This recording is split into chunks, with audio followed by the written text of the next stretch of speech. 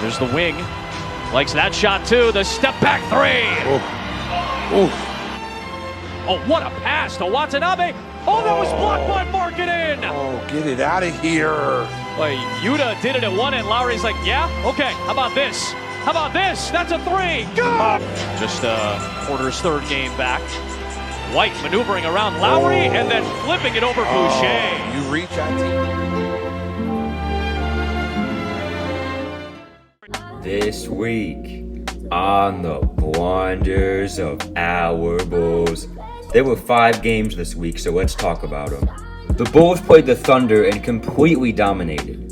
They needed a showing like this with how injured the Thunder were. Zach decided he was going to go on a tear today. 40 points in 3 quarters. The only other Bull to do that was Jordan. For that, he gets another Bulls player of the game. A great dominating win for the Bulls. The Bulls played the Spurs and continued to dominate, getting a huge lead and cruising through 3 quarters. There's no way they can mess this up. Just put the bench in, boys. If only I could say that. Because of course, in the 4th quarter, the Bulls found a way. They let the Spurs go on a 17-0 run and steal a win from us.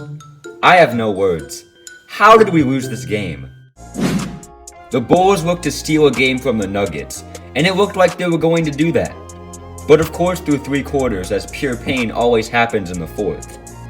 For the 2nd game in a row, the Bulls found a way. They let the Nuggets come back from down 14 in the 4th. They gave up a wide open Jamal Murray 3 to send it to overtime.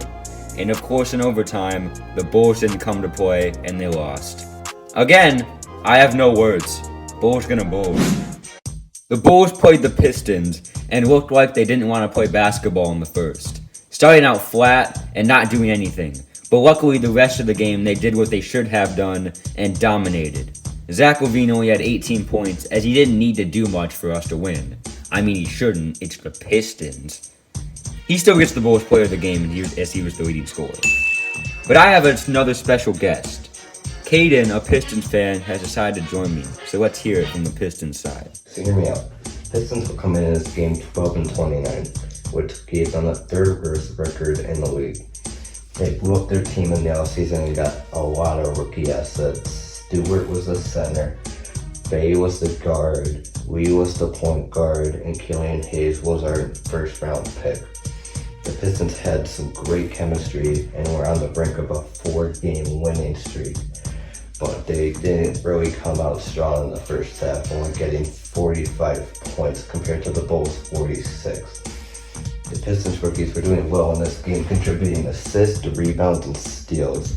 The very focal point of this game was Stewart, who got 11 points and 6 boards. And you could also feel the Pistons' energy in this game. We may have been blown out, but you could definitely see his team was in the right direction. Jeremy Grant got 26 points and 2 boards with 36 minutes. Mason Plumlee got his 5th double-double of the year after continuing his comeback season campaign. Can't really blame the Bulls for pushing us to the limits in this one, so GG's on them. The Bulls played the Jazz, the best team in the league, and just lost. Like, there's nothing more for me to say. They just got outplayed in every way. They couldn't compete at all. Next! The Bulls played the Cavs and decided not to play basketball today. They severely played down to their competition and just didn't play well. They let the Cavs lock us up. They didn't even score 100. They didn't even have Colin Sexton. Like, how? This just had to been a bad week for us. The trade deadline is tomorrow. Hopefully something happens. Oh boy, did something happen indeed. Nikola Vucevic has been traded to the Bulls for Otto Porter, Wendell Carter, and a 1st round pick. I love this trade. This was an absolute steal for the Bulls. We got rid of a bad contract in Otto Porter and got an all-star center. Wendell was young and could still develop, but he just wasn't playing good.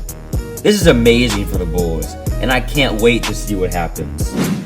The Bulls are now 19-24 and 10th in the Eastern Conference. With the new addition of Vucevic, The Bulls should definitely win more games and probably get into the top 8 by next week. But you never know with the Bulls. But still, like, come on. Our team is a lot better. But with LaMelo being injured, the Hornets might not be as good. Pray for his soul. Hopefully the Bulls cannot blow leads next time on the Blunders of our Bulls.